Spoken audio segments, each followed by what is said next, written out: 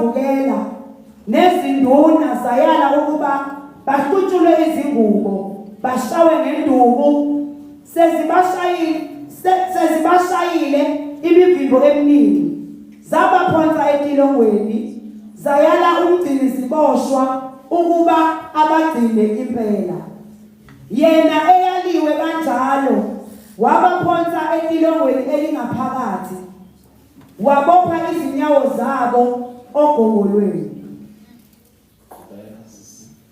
ukuphenduka komgcini ziboshwa kepha phakathi kobusuku oPaul noSila bekhuleka bamdumisa uNkulunkulu ngamahubo iziboshwa zabezwa wavela ngokuzuma uzamazama komhlaba omkhulu kwase kwazanyiswa izisekelo zetilongo kwavuleka khona lapho iminyango yonke kwathubuluka nezibopho zabo bonke wathi umgcini ziboshwa ephaphama wabona iminyango yetilongo ivulekile wayesehosha inkemba efuna ukuzibulala ngokuba wathi iziboshwa ziphunyukile kepha uPaul wamemezwa ngezwi elikhulu wathi ungazilimazi ngokuba sikhona sonke. Haleluya.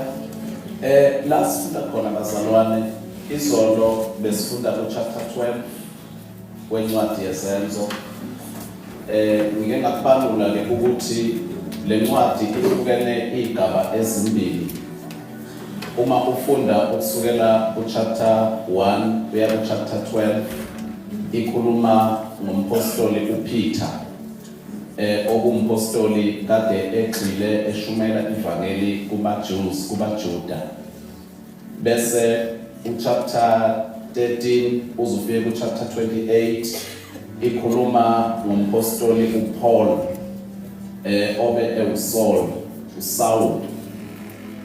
umpostoli uSaul yena ube umpostoli ogxile kwabezizwe kade eshumayela ivangeli kuma-Gentiles.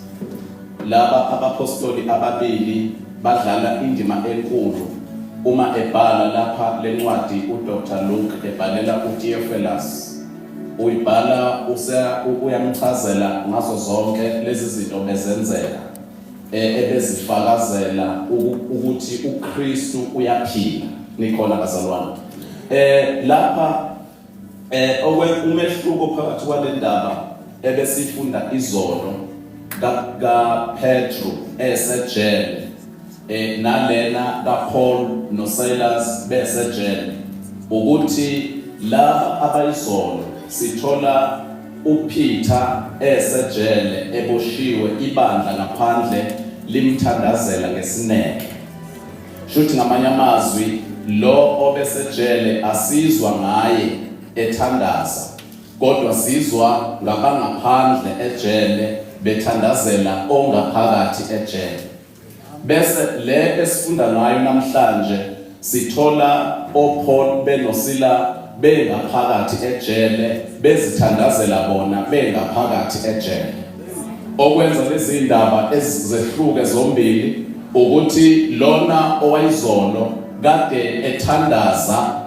ekade esejele bonke labantu basejele baboshiwe ngamaketalo baqashelwa amasotsha abagada kuningi bekwenzeka lona ke uPeter uthandazelwa ibandla ngaphandle lokho okusinika umqondo othi kunezinye izimo obadingayo abantu odingayo imithandazo yabantu uyadinga abantu ozothwalisana nabo kunezimo ongeke ukwazi ukuzinqoba uhamba wedwa ingakho ke ethi obhala incwadi yamaHebrew ethi ningakuyeki ukuhlangana njengomkhuba wabanye ethi ke mayiqhubeka ebhala lapha uTheophilus mawufunda chapter 2 chapter 4 yona izenzo uthi ibandla laseJerusalema lahlanganyela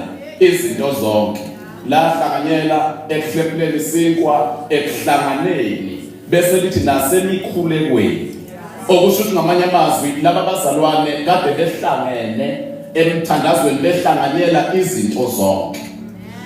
Bese mase sifika lapha uPaul bavalelwe basejele. Uma uyifunda usuka phezulu siyathola ukuthi baqale bashaywa bona, bakhunyulwa ngamanye amazwi, bahlutshulwa ingubo zabo, bashaywa. noPeter kuyanginika umqondo othi ngenkathi beyomvalela ejele engathi bekumkhuba wabo vele amaRoma ukuthi umuntu uma ezoboshwa bamhlubule ingubo bese beyomvalela ejele. Ngoba sizwa ingelosi uma ifika kuPeter ithi sukuma ugqoke, okusho ukuthi lo muntu ubengagqokile.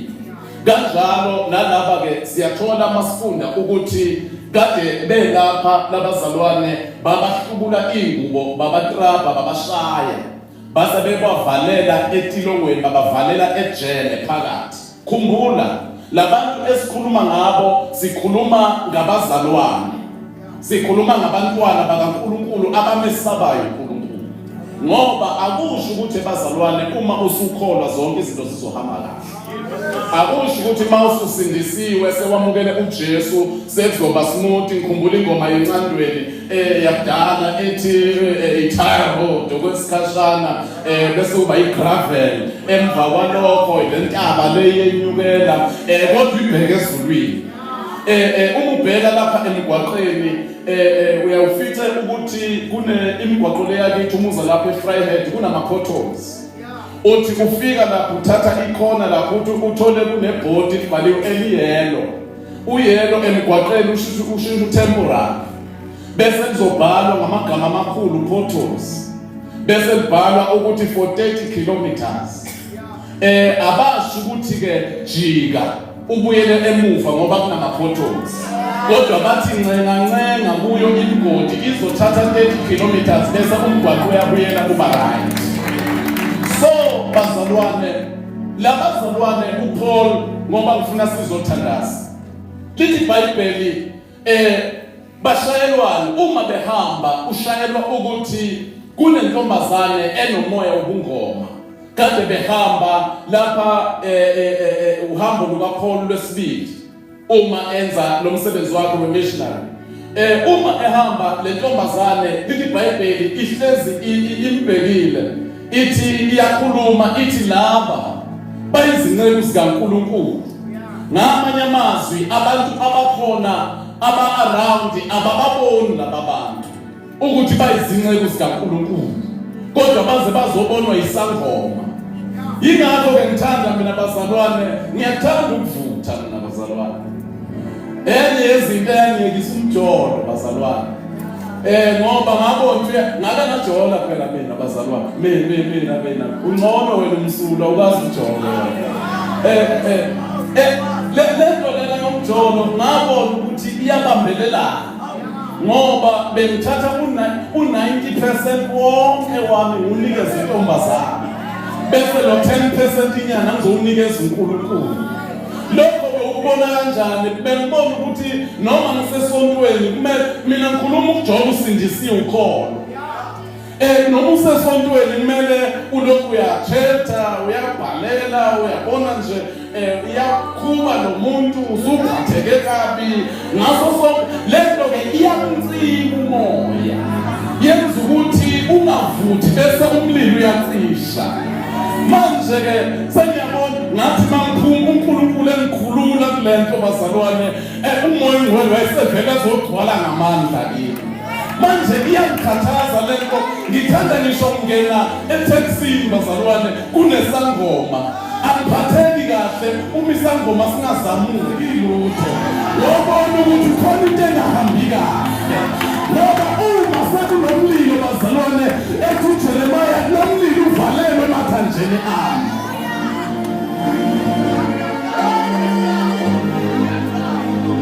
Uthi uma ebhala amaHebrew chapter 1 cishe verse 7. Uthi uma ebhala lo mbhali uNkulunkulu wenzile ingelosi zaba yimimoya. Wayesenza thina bantwana bakhe saba ngamalanga bomlilo. Uyabona lo mlilo kumele ube khona la kithi. Mina bazalwane ngiyakholelwa ezinye zezinto ngikilento bazalwane eyenziwe lesangoma eKafulu Paul. Mina ngiyathanda webafana ukuthi uma ngithandazela umuntu noma ngithandaza into yenzeke. Ngiyathanda ukuthi umuntu uma egula ngibeke isandla phezu kwakhe asinde. Ngiyathanda ukuthi uma kunento engiyithandazelayo yenzeke. Angifuni ukuthi umuntu ahambe enjalo engasizakalanga ngoba kwenza ngathi uNkulunkulu wethu akasebenzi. Yini ke ukuthi ngigcine nomlilo uvutha njalo. Ngisuse lezi zinto ezicisha umlilo lapha kimi. Ephosabelele uvuthisa umlilo wakho Jesu. Owenza ukuphonsa emhlabeni. Usithelele uthando lwakho sivuthe njalo emoyeni. Ethi wenze lo mlilo wande azafudumale nosepholile.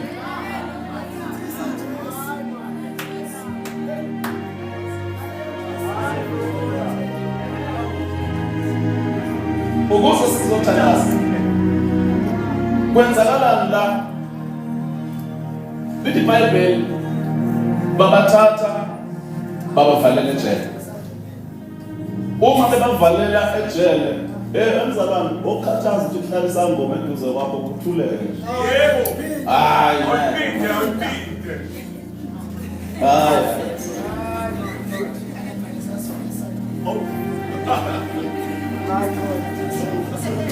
Akazi ngiphuma njani lapha ngoba mina ngifuna ukungena kule.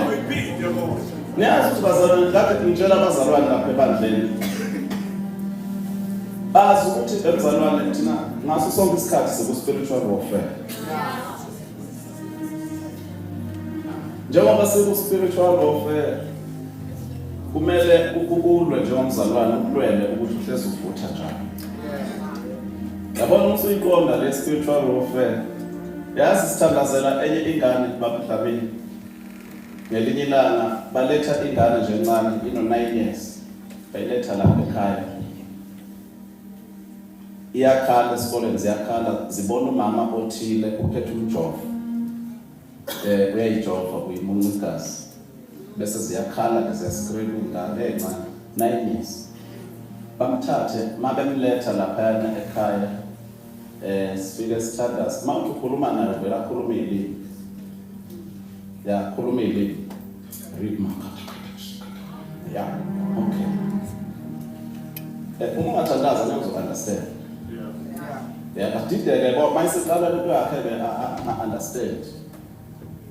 Bese thina esiba kumoya sinavakashi bese siyaqonda ukuthi okay. Kumele kwaziphela ukuhlukanisa. Hlukanisa. Cha ilimi zikhona zi-right. Khona yabo. Phela kumele wazi phela usathanda usukaleni. Mawuthi ukhuluma naye izovela ikhuluma language ongayi-understand. Bese sizwe. Thina bawamoya. Bese ngibatshela ukuthi hayi indane lelithi lo mama lo nalamadimone ahamba nawo niyadlala nje amlinde lapha egethini nizomthandazela la uzosila uyothi mayefika lapha egethini ebese yaqhubeka futhi khandla ebese athi-ke umoya engcwele ngoba yakhuluma kumele ulazi khona bangazi ukuthi iphimbo kamoya engcwele yini leyo esethi umoya engcwele hayi lona-ke ngoba usekanje ngithi umntwana omncane sochaza ilela ezinto asichaza ukuthi waye kunikwa abantwana benikelwa abazali babo nithi bona bakakwazi ukuyithathela iy'nqumo ngathatha uma wakhe athi umoya engcwele athatha uma wakhe uma wakhe umzalwane wamukelisa yena uJesu kahle umukelisa lo mntwana uJesu ngoma wakhe lekathi ngamukelisa uJesu umntwana kuye engqondweni sithandaza uma sithandaza nenhlanhla akuthinteke umama le nithi kunaza mthanda namthandaza into yenzeka yeah masithandaza akuthinteke umama le asuke lena eze ekhaya straight umama vele uyaganga afika umama avume bengiqala le nto bengakazi experience station impilweni yakhe ngihlezi ngibathandazela abantu bathi hayi leya athi bana cha ngiyakala iy'ngane ziqinisile lokho ezikubonayo nami angisathandi ingane ngizoyelula kodwa ngicela ningisize nami angisafuni umama wangifaka inhlanga ngisemncane kukhona abakhona lapha abanenkinga abangazi bangena kanjani mayifika lo mntwana mayifika lo mama-ke hayi andlala icansi phansi asisathandwa siphela kusekhona umfako ofake le nto andlala icansi phansi ayelula qale lapha enzwaneni ngaphokoso lungelo mfana igama lomfana wakulungelo lungelo mfana mnyaka yonke into engifaka yona ngiyakwelula ngiyikhipha lapha kulo amlule zonke izwane lapha phansi eze lapha ezandleni amlo kuthiwa izwane liphuma lapha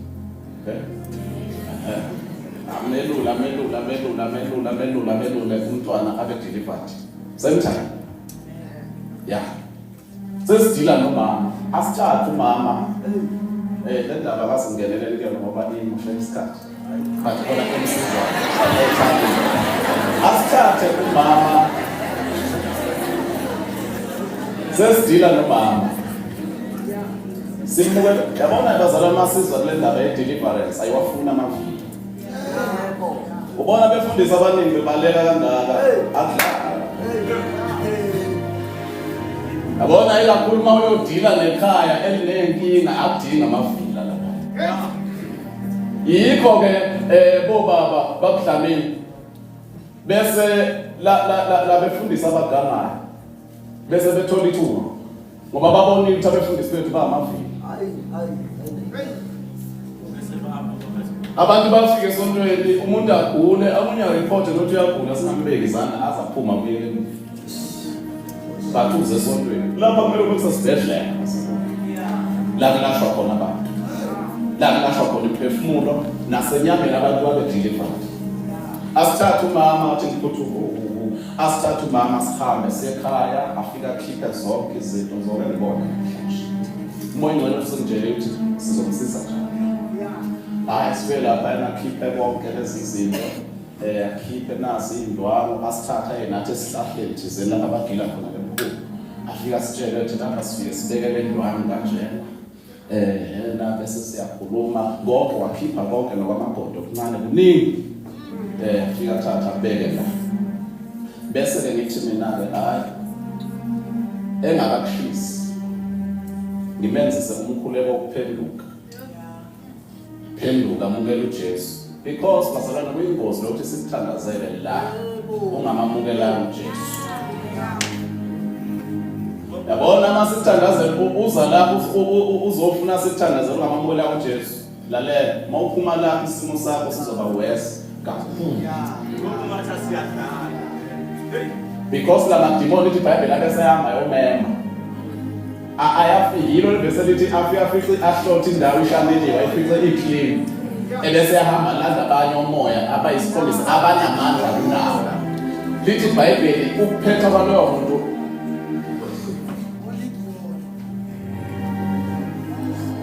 ngimamukele isimeni somthandazo ukuphenduka ngimnikeze uMelchisi iphutha elenziwa abefundisi futhi lokuthi bashisela abantu izinto zabo lo muntu lento kuyena wangena kuyo ngesivumelwano njengoba umuntu uma ejoyina emkhathini amadimoni kungena ngesivumelwano ingakho mina sengayeke lokubhuquzisana nabantu lapha besicreama lutho ngilinda uvuko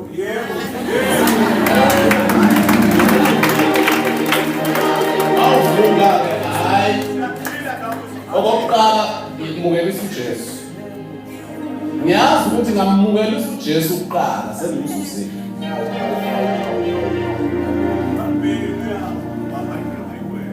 ngoba lo besomthandazela lapho unovuke njalo futhi aphinda kwenye indawo nakhona uyobhuquza nakwenye indawo yabhuquza mina ngifuni lo mdlalo bazalwane simthandazela umama simnikeze uMelchisi yona sadalatsha athenga upetrol athele yena sengimlida ngomthandazo wena uzoqhubeka wena uMelchisi wakho ushisa lezi zinto zakho sengiyamlida-ke ithi ngegama likaJesu asho ngegama likaJesu nina nimoya yamadlozi ngoba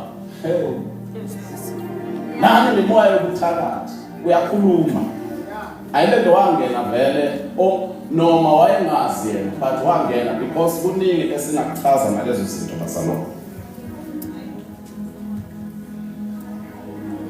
ngila basalona mawufuna indaba egcwele ukuthi kwenza kanjani but usela wayemncane lo sisi usisi badala yindaba encane ngiyadibana naye ngasamboni lapha eBhambanana mase ngidibana usesidudla semkhulu ukamuphethe 200 rand uthe yebo akasafihli useyafakaza ukuthi mina ngangithakatha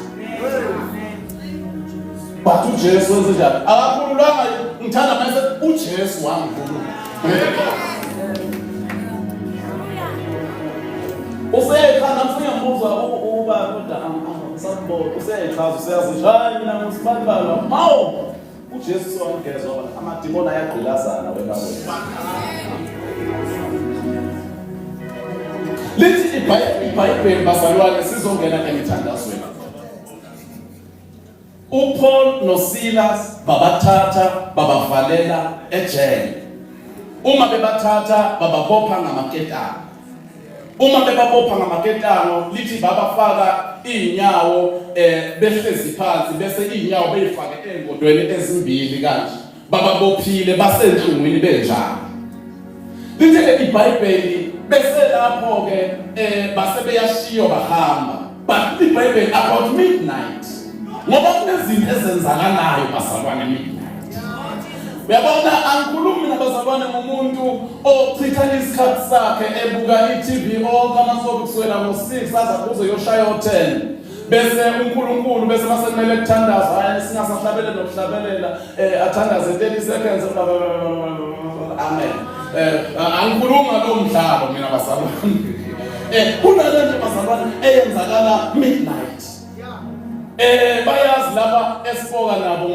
ebusuku ngo12 kulezo isikhathi se-spiritual warfare kuyaliwa yilapho usathane ephuma khona ekhipha amadimoni ewathumela ukuthi wena hambe yilapho abantu ozoyithola from 12 to 3 ufika abantu lapho usathana abafida banikeza ukudla bayadla emaphusheni bayadla abanye bathumelela ama-spirit husbands ama-spirit wives bayala uyiphethe kahle awuqomanga awujoli bathi amadimoni ayayitika ngawe enza isex ngawe njalo ebusuku lalela uku-spiritual warfare yakusona isikhathi sokulala lesi kodwa isikhathi sokuthi abantwana bakaNkulunkulu basukume balwe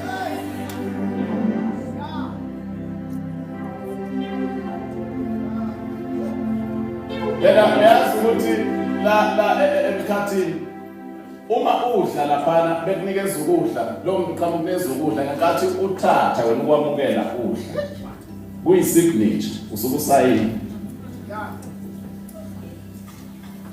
uma qhamuka lo yamjida lo ezolala nawe enza sex nawe lapha emaphusheni nalo yagena yeah ngenkathi elala nawe isignature leyo wobheka amaphupho anjalo lawa awokulala aqhamba kakhulu makunento enhle okumele yenzeke empilweni yakho asuke zokufana wobheka makumele impela noma thomele interview ayazokuhlupha ngalezo zinsuku angikho ke lapha imiskhoshi ngikutshela ukuthi kumele ube nesikhathi noNkulunkulu la ebazalwane lapha kwaJesu kuyathandazwa laba bantu obabonayo yonke le ndawo behla benyuka banendawo bathembele kuzo and ukuze izinto zabo zibasebenzele kumele bachithe bagcine umthetho walapha bakholelwa khona abakholelwa madlozini bayazi ukuthi kumele baye emsamo abathwele bayazi ukuthi ukuze inyoka yakhe imkhiqizele imali eningi kumele enze njani kumele ahambe azingele ubona abantu bebulawa kangaka kumele ahambe azingele abantu besifazane ababulale ukuze lento yakhe izodla lento ugcina ulalela ungamsoli, ugcina umthetho wokuthwala. Lena ayithatha lapha thina esisindisiwe izinto zethu siyithola emthandazweni. Hayi ebuthongweni, kodwa siyithola emthandazweni. Kuyathandazwa. Leli Bhayibheli phakathi nobusuku. Uma phakathi nobusuku leli Bhayibheli labantu basenhlungwini bezwa ubuhlungu obumangalisayo, baboshwe ngamakethango, but leli Bhayibheli phakathi nobusuku awungazi ngakhumbula umhlabeleli wengobe othi phakathi nobusuku inhliziyo yami idangele, uthi ngizovuka ngithandaze. Mina ngomkhuba ukuthi ifoni ke ngifaka ibhano, uyabona mina ngifaka ibhano mangifika mangene sonto ngifaka ibhano. Manje ngithandaza ke manje isikhathi esiningi manje sophondwe kunendawo ezintaba ngishiya lento endlini. Hambe noyihlalela noma 3 hours ngedwa lento abene emadwaleni phezulu. Ngithandaza. Omunye uthi ngomthandazo wakho awupheli. Mina bazalwane ngiyathandaza 3 hours non-stop. 3 hours semthandazwe. Hayi uthi ngiphinde into eyodwa cha. Non-stop. Masithandaza midnight wemambata. Midnight. Ngiyazi mina ngifuna makuthi 12 o'clock 00:00 ngiyaqala ngiyathi hayi 5 past. I-alarm yami ikhala 5 to. Makuthi esontweni lakho umthandazo wami wesithathu noma ngabe 1 nini kuthiwa ungena ngo3 noma ngo4 ntambama, akushiyi ukuthi ngo5 past. Kodwa makuthi wababethe ogogo kunengilosi yeba lalela isuke vele isimile ilindile. Makuthi o'clock ngalesikhathi ne-appointment, njengoba mawenza i-appointment no-boyfriend yakho wenza sure ukuthi isikhathi uyasicina futhi ufika early. Uyam-update umu-late, but ngapha kwaNkulunkulu abantu abekho serious. Lalela-ke ulindele wena, ulindele ukuthola impendulo esheshayo. Uyazi bathandaza kumthandazo wamdlamini Msimanga. Mayisethandaza nalapha kadabuka how many hours kuswela 6 kuze kuyoshaya u10 uhlale ku-TV no TikTok. Mase esefuna ukulala nakhona baba ngiyabonga ukuthi inyanga ihlangene nomphefumulo wakhe. Mina ngiyanyaka phela abazalwane laba mayezofaka simavuka ithuba lokufakaza. Uzofaza abazalwane ngiyabonga ukuthi inyanga ihlangene nomphefumulo wakhe. Thina sifuna ukuthi usindisiwe yini noJesu ukwenzeleni. Athi inyanga isahlangene nomphefumulo. Ihlangene nomphefumulo wakhe.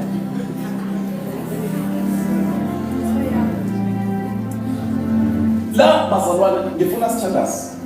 Leli Bhayibheli ngaleso sikhathi kwavuka indumiso. Ngenkathi kuvuka indumiso leli Bhayibheli basebethandaza ngoba lezi zinto embili ziyahambisana. Kahle kahle yizwi likaNkulunkulu.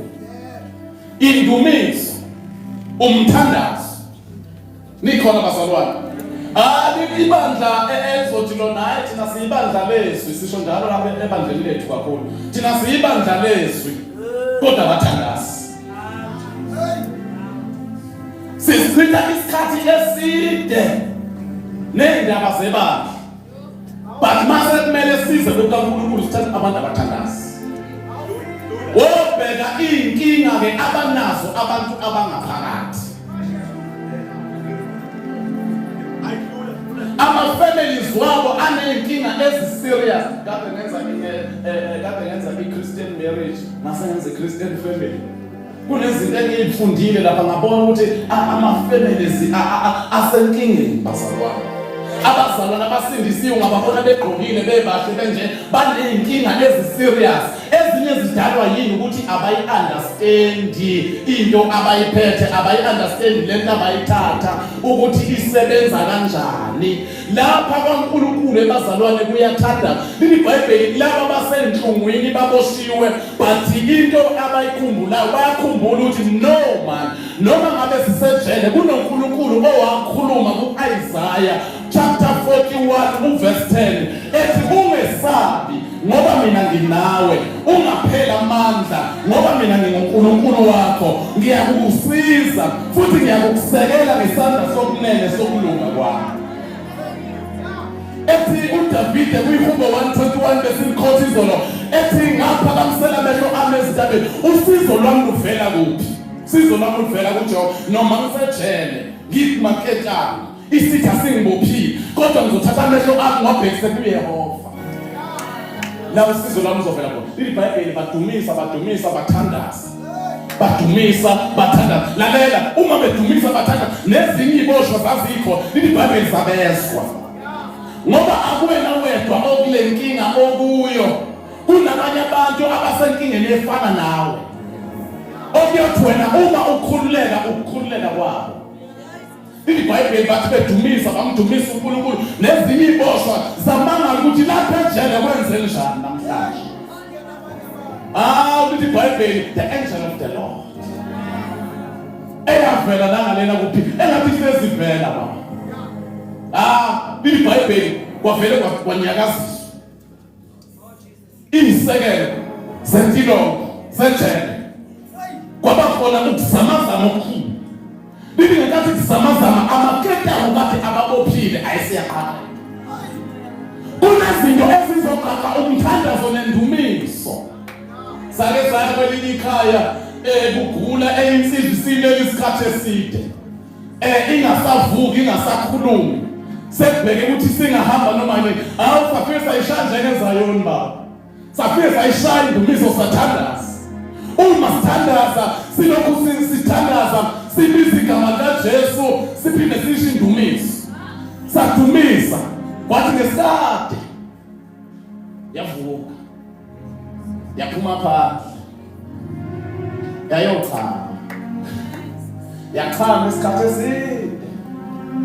Uma ichama isikhathi eside yayisiyabona yahlala phansi yajoyina iculo. Indumiso. Abanye bakhululwa indumiso, abanye bakhululwa umthandazo, abanye bakhululwa yizwi likaNkulunkulu. Yafika yajoyina iculo. Saqhubeka sathandaza sonke. uNkulunkulu wayikhulula. Lalela ngenkathi yochama kathi deliver. Thina bakwaMasheshe siba omunye uzombona ephalaza kanti uyadeliver. Sasizothandaza abazalwane wanyakaziswa izisekelo zentilongo, amaketabo nezinjalo aqhaqeka. Abanye izolo ngikhulume nabantu ababushiwe bazalwane abantu. Ngifuna siphakame sibene nezinyawo.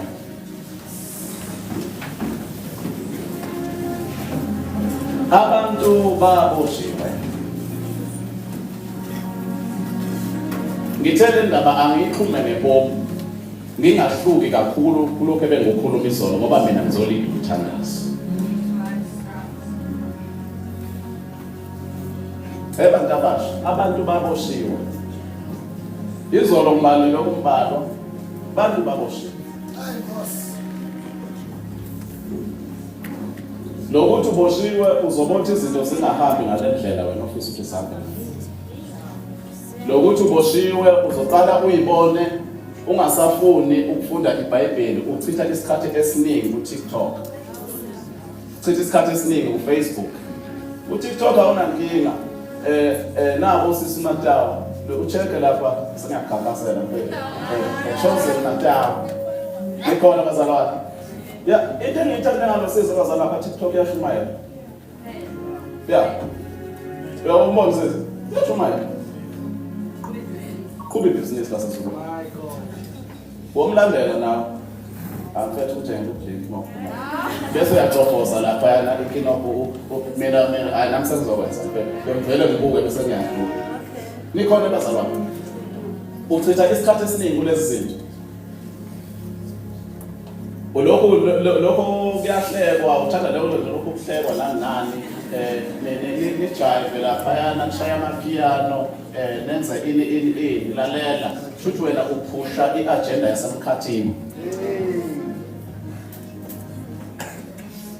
Uyazi ukuthi lezi zinto usathane uyihlele ngebomu ukuze ziphazamise wena.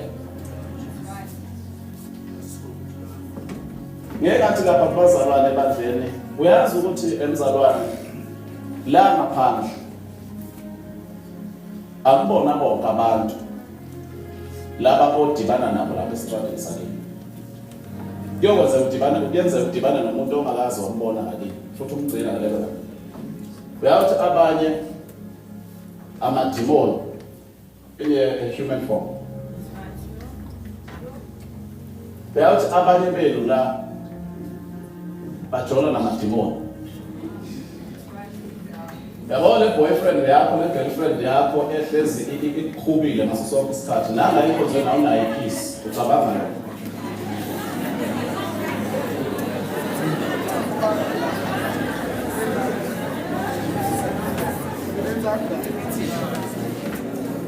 Abanye benu angisho ukuthi bonke but abanye babo bayamadimoni bathole imimoya engcolileyo lapha phezulu. Ngenkathi uzihlanganisa nayo lithi iBhayibheli odibana nesifebe umzimba munye naso ngoba laba ababili uthi uNkulunkulu sebeyobanyamana. Kusho ukuthi ngamanye amazwi leyo nto ithi uthi wena okwakho inkinga zakho lalela lowo ke ngisho ningaxabana njengoba usulalilwa mnika wena umzimba wakho seninte wakho uhamba naye usuyojola nomuntu. Kusho ukuthi ngamanye amazwi lo osukuye uza wena nesipani sakho lesikujola naso naloya uza nayo. Ngamanye amazwi ngoba eza nalona sekunalo layini sekuyinkinga zalo ezaloya zonke zalaba abantu akujola lapha mbunana nabo usuzoyifaka kulona futhi. So khuluma ngelinye ilanga ngama-soul ties masiyothola ithuba.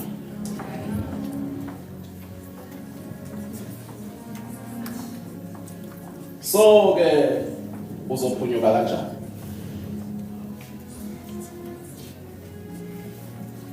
Igama likaJehova lokumbhoshongo namandla ababalekela kuwo bayandleka. Umabhatizo lokhuluma indaba ebaluleke kakhulu. uDaniel wazimisela elesizulu lithi wazimisela elamaswati lithi wazinqumela enhlizweni yakhe ukuba ngazingcolisi. Uyazi ukuthi uyanquma wenza isinqumo ukuthi ngiwenzile amaphupho. Lalela mina angifuni ukuzozenza ngcono lapha ke ngenza ukuthi izinto angizazi. Ngiyazazi. But ngizokutshela ukuthi ukuphuma kwami ngiphume njani. Ukuthi ubale wenza isinqumo uwedwa. Mina lezinye zazi leso ngithanda ukuvutha. Ngiyayithandela ukuvutha. Ngoba mase ngibanja mangizothandaza into ingenzeki nosathana useyashesha ukungi-attack mina. Ngabe ngangalala mina ngangathandaza midnight man usathana ngi-attack fast. Ngangise-threat embusweni womnyaka. Manje sengiyazi isikhali engizosivula usathana hayi wenza sure futhi. Wenza sure. Mase kwenza ukuthi ngenze isiqiniseko sokuthi ngihlezi lo mlilo ngaso sonke isikhathi ngiwokhela kodwa futhi. Lalela mzalwane. Musukudlala ngempilo yakho. Ungadlali ngempilo. Ungakhohliswa inyama. Lithi iBhayibheli laphayana umoya ukhanuka okuphambene nenyama. Nenyama ikhanuka okuphambene nomoya. Umoya wakho uthi khona. Inyama yakho ethi ungakhona. Lithi iBhayibheli lezi zinto embili ziyamelana. Awukwazi ukukubamba kokubili. Uthi uElijah kuba prophet bakabani kuyoze kube nenima ncika hlangothi zombili. Uthi uma uJehova eUnkulunkulu khonzani yena, uma uBhali khonzani uBhali phela caca. Athi ama gospel lempandla athi African gospel uzobuzwa kanjani ubumnandi bevangeli usalisheba.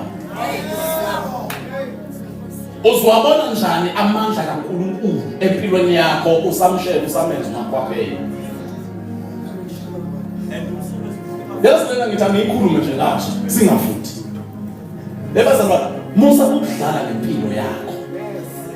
Musa ukuyimoshela isikhathi ulokhu uza lapha uswenka size sibone ngathi umuntu kanti wena uyazazi ukuthi uzazi kahle ukuthi usiphusha yini business. Bathi kulindele izinto esheshayo kuNkulunkulu. Uzothi usuka uzobezwa sebethi ke hayi uNkulunkulu uyashesha ukuzwa uyaphuza ukuphendula. Lalela thina si-understand siyazi ukuthi uNkulunkulu uyashesha ukuzwa bese ephendula ngesikhathi esifaneleyo.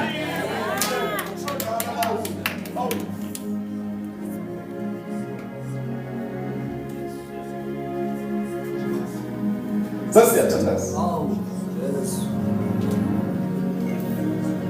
Uthi labayana ngakho ke usho Paul lapha seKorinte onikela ingcosana uyovuna cha ngifuna unikelise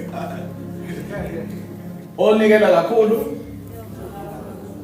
asikhulumeni bazala onikela ingcosana onikela kakhulu uzofuna kakhulu. Lalela isikhathi sakho osinikela kuNkulunkulu lo 30 seconds nemithandazo yakho izolingana nalokho. Ngeke uphinde ubone uNkulunkulu ekuphendula ngoba awunasikhathi naye. Kodwa umunikela ngesikhathi sakho kuNkulunkulu.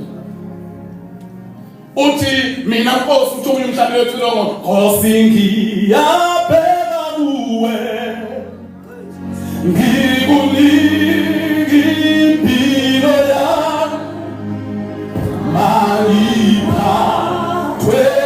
njalo kuwe uyikhokhela makuphele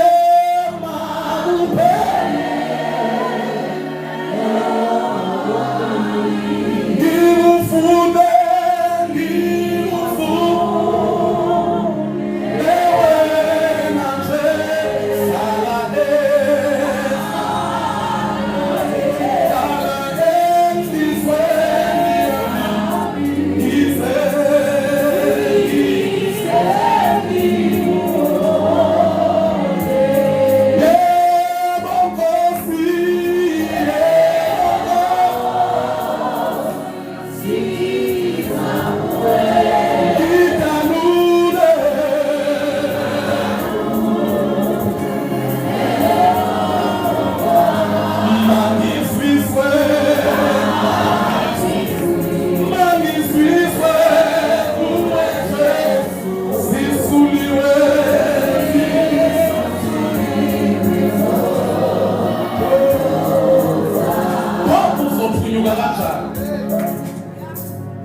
Lithi iBhayibheli mawufunda incwadi yamaHubo 46 verse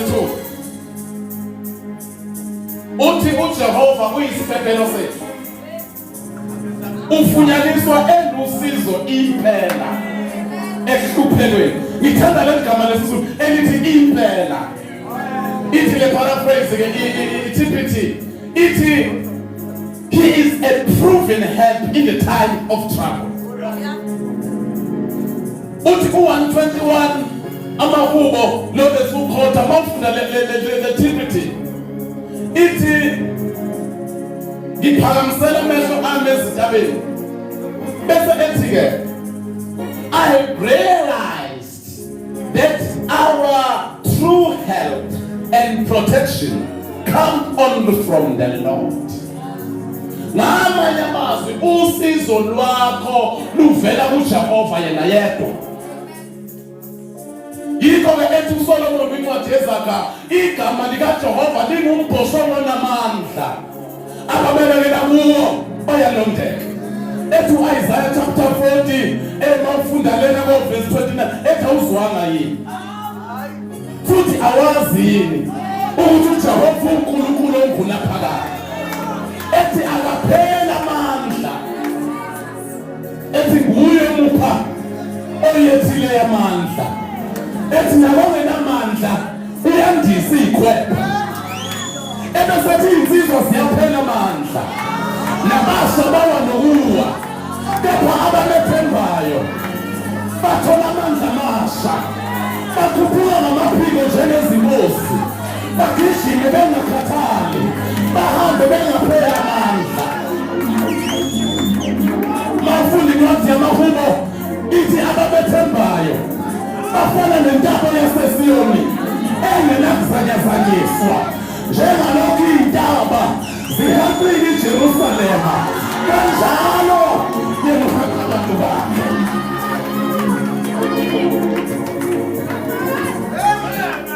Only Jesus. Lalela wakhulula mina uJesu ngazi kahle. Mina ngizalelwe kwifamily kadikhonza kwaShembe. Ngakhuliswa kuyo. uSathane uzame ngayo yonke indlela ukungidestroy. Futhi engafanga 2009 Sathane khohlwa. Lapho engivalele khonini ngibona yabona mawusela lawo ama-community suicide. Yeah. Ubona udonga lolu ngathi lula. Ethi uSathane lalela ubaba wami wa-community suicide 2005 wayebulala ngenkani. Yeah, ubaba wami. Athi uSathane uyakhumbula yini time? Ukuze iphume kuyo yonke lento nansi intaba. But uJesu emuhle. Namhlanje mina ngiyafakaza. Ngizokutshela ukuthi uyakhulula. iBhayibheli lomzimba isibofisha wathi uyabheka wabona iminyango yempilo ivulekile. iBhayibheli wathatha inkemba wafuna ukuyibulala. iBhayibheli uma efuna ukuyibulala wamemeza uPaul ungayibulali ngoba sikhona sonke. Lalela umuntu omusha ungayibulala ungathathi impilo yakho sikhona sonke. Ungasheshi ukuphosa ithawula ngoba sikhona sonke. But abamotivateayo when the devil put full stop God begins a new sentence. uJehova uyoqala izinto kabusha.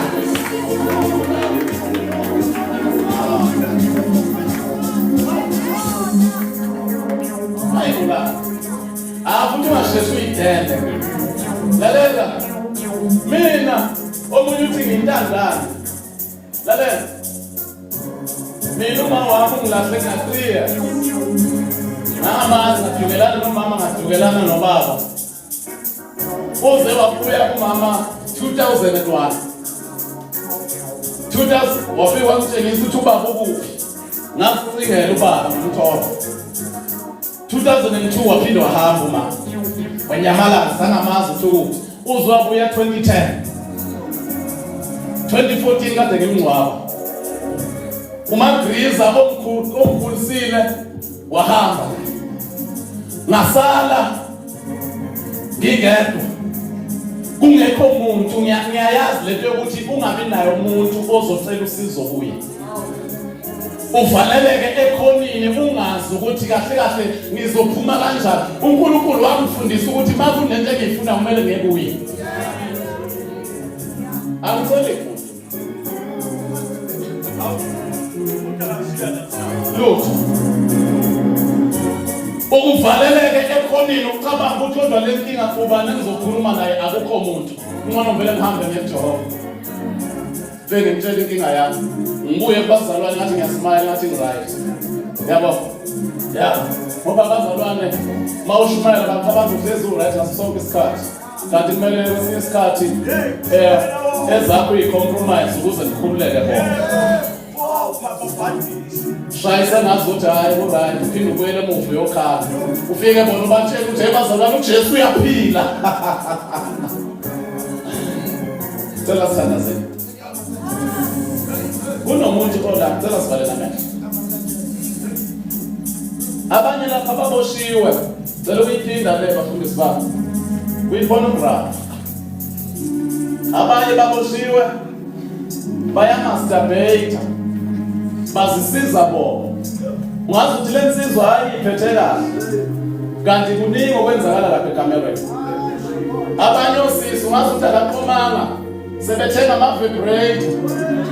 Bazenza bona. Babuye bazokhonza ibandla. Lalela. Kuyisinengiso lokho kuJehova. Jehova kajabula naleyo. Kungcolisa umzimba wakho. Mina bengizokunceka sihlobo sami ukuthi awuyiphathi kahle. Noma ngathiwa sekwenzakaleni, ukhona uJesu. Obuyisa ukusha kube njengokhosi. Mhlawumbe ukhona la. Uthi ngiyafuna. Nkosi, ngikhulule ngamakenda. Mhlawumbe utholanga nethuba izolo. Selokhu kufikiwe la. Ithuba lokho liyavula. Ngicela ubhebhethane isibindi, kuningi indlela esiboshwa ngazo abanye izinto. Omunye noma sekubizwa bazothandazelwa kasayi. Ngoba usebethe uyazama uyabona ngathi akusebenzi. Lalela indawo eright leyo. Uma ekhona njalo, ofisa sithandaze bazalwane. Ngicela umzalwane lapho uvele uthathe isibindi usondele lapha e-altar sizothandaza nawe. Kunezinto ezizokwenzeka empilweni yakho egameni lika Jesu. Sivalile thina sonke amehlo. God bless you, sister. Ungabesaba abantu. Abanye usathane wenza ukuthi nje izinto zingahambi kahle. Bayaqashwa left and right yena akaqashwa ndawo. Kuba sengathi ukuthi akabonakali. Usathane ufake i-spirit of error. Lokuthi noma services. Yazi ngafike bawaphepha bonke mawuyilethe ngesandla bawaphepha mase befika kweyakho bavele bayibhana nenye ingabukwa nobuka i-spirit of error leya ayibuka nobuka vele ibanjwe ikubhaneke kudluleka sekudluliwe kuwe ayibukwanga ngisho ukubukwa lene yakho. Usathane wenza ngebombu ufuna ukuthi ungakhululeki. Hlezi complaina naso sonke isikhathi. uNkulunkulu uyazenza izinto. Uyazenza uJehova izinto. Sike sahamba ukhona umfowethu uDlamini la ubest nanguya. Ngeke ngamthatha saya kwelinye ikhaya uyesisimambatha. Wonke umuntu ekhaya uphethwe i-TB. Ubaba usewashona isimbulele nomntwana wakhe useshonile. Lo yedwa ulele phansi ulingana nesponge. Akasakhuluma amehlo amhlophe. Nangu uDlamini sasihamba la. Ngivele ngimthathe. Yazi inkabe emzofika iphatha uhlelo. Uvele ikhale kube kahle. Masifika lapha yana sathandaza. Kusukela ngo3 kwaze kwasha u6 ntamba. Lona olele phansi sisho ukuthi lona singathi siphuma vele. Shuka mama kwathina sasingabaza lapha ya. Kwakuyi Monday ngalelo langa. Bazama ngala ngesonto. Sibabona nansi le family yes. Njengoba sebephethe i-TB bonke la ekhaya sebebathumelela esibhedlela sesibakhiphela nje ilesi especial nurse. Sibajithele ekhaya. Bazama ngala siyakhonza lapha siku morning devotion. Naye le family yalandelana. Masithi siyabuka asinendaba nale family. Sibona ngemuva nalona uyeza. Uyabuke lona owayelele phansi. Kwathi mabiza ukufaka siwasukuma. Wathela zalwane ngizobonga uNkulunkulu ukuthi kade sengifile. Ngavuka. uJesu ungisindisile. uJesu ungikhululile. Wavuka nase sinye isimangaliso. Inesi uma libuya lifike benza ama-test. Uma bebatesta kuya ama-result wonke umuntu negative. Lena ngikhuluma kahle kunofakazi nanguya. Labantu kade bebulawa i-TB lalela ezinye izifo usathane uqasha ngazo. Kanti amadimoni uma sithandaza uJehova wabakhulula lalela incwadi ka-Obadiya uverse 17 yakhona entabeni yaseSiyoni kuyakuba khona abasindayo. There shall be deliverance for those who escape. Kune deliverance yakho sabaye. Sasa sivale na isiphawu sesana sethu. Lapho sabazi bakutshela kunanesifo. Mawukhona lapha woza sizothanda. Ngiyacela bafundisi bami nize njalo mani la eduze kwami. Thandaza ngibe ngithi ngimqalaza la eduze. Ngiyacela nisondele la sizothandazela egameni lika Jesu. Ngicela ukholwe namhlanje. Kholwe. Kholwe. Khona uNkulunkulu wenza imangaliso omkhulu. Uyenza le mangaliso omkhulu. Wabonakala eGibhithe. Wenza imangaliso omkhulu. Wabonakala ehlane. Lo uNkulunkulu esimkhonzayo uqhumisa amanzi endaweni yogwathule. Enze kube khona imifula. Abantu bakwazi ukuphuza amanzi. Ngoba uJehova wenza indlela ehlane. Etusinathi he is a way maker. He is a promise keeper. He is a light in the darkness. That's who he is. Wenza indlela kwahlonga si. He is a way maker. He is a promise keeper. Uyagcina isethembiso sakhe. Uthi izethembiso zakhe zinguyebo futhi zingu-amen. Ethi lapha kwincwadi yamaHebrews mawufunda uchapter 10 level 35 ethi ungasilahli isibindi sokwethemba uNkulunkulu. Lithi verse elilandela lapho-ke lithi ozayo uyeza akayi kulibala kodwa umuhlehla nyovana phefumulo wakhe unakuthokoza ngawo. Cela siphakamisele izandla zethu sonke bazalwane.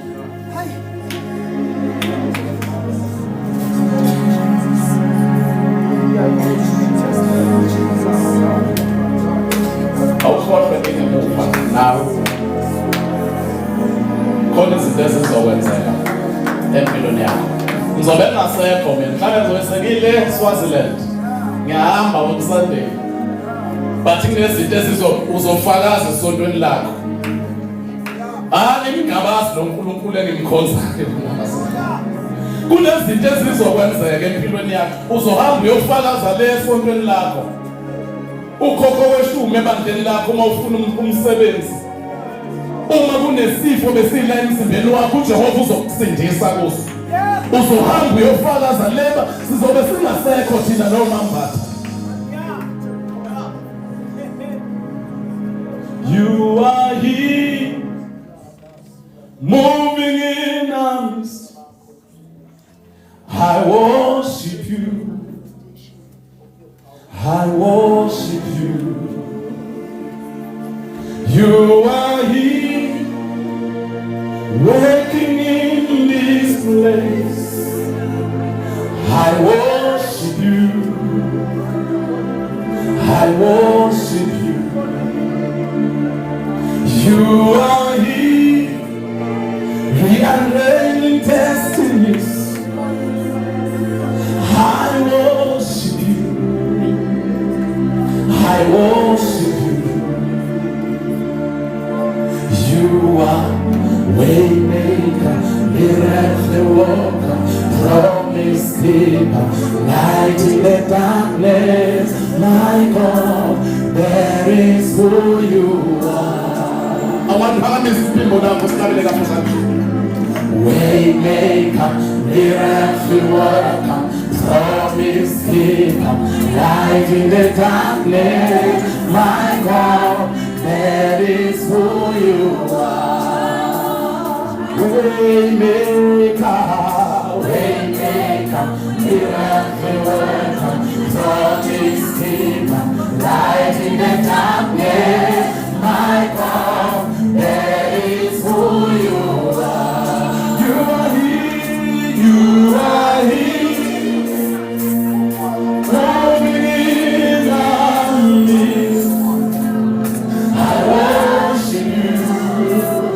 up your hands. I worship you. You are here. You are here. Waking in this. I worship you. I worship you. I worship you. I worship you. You are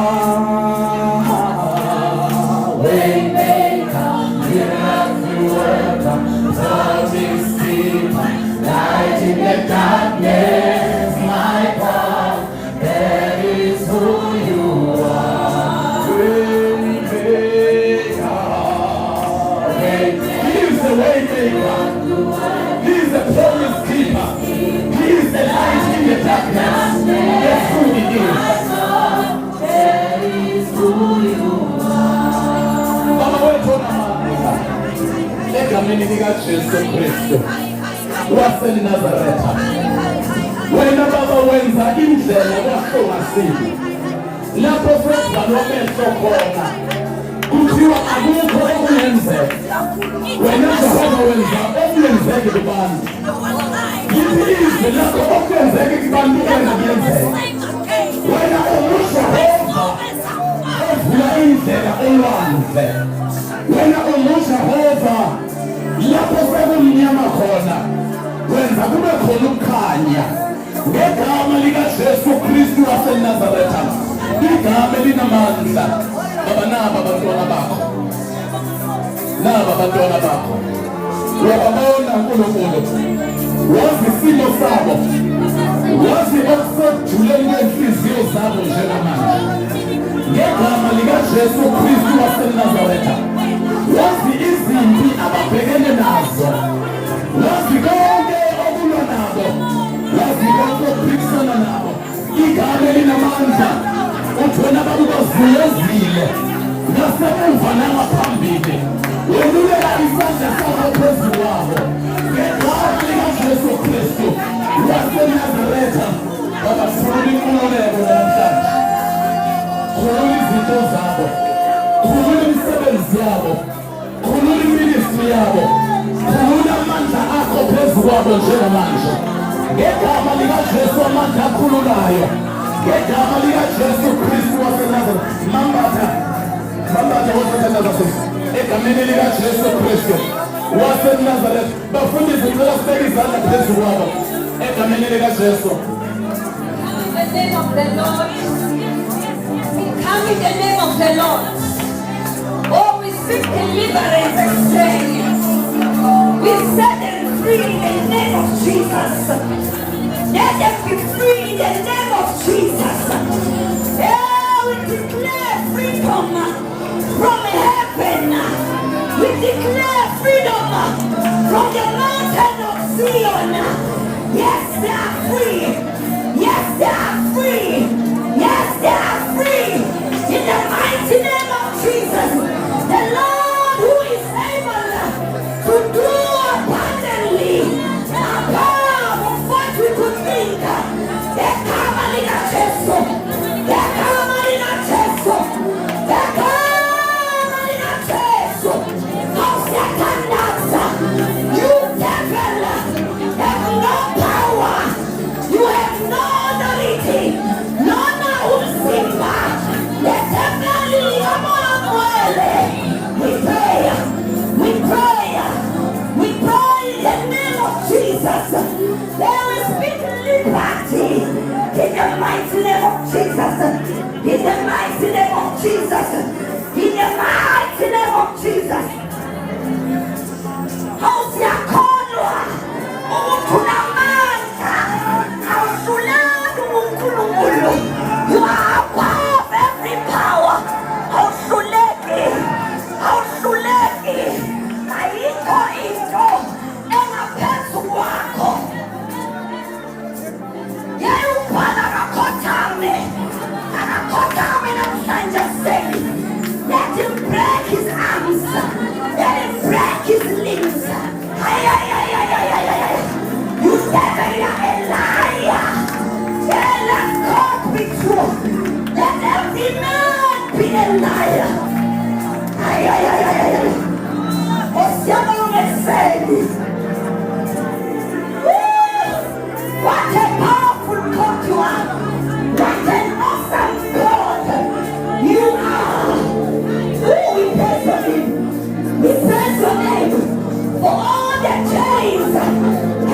broken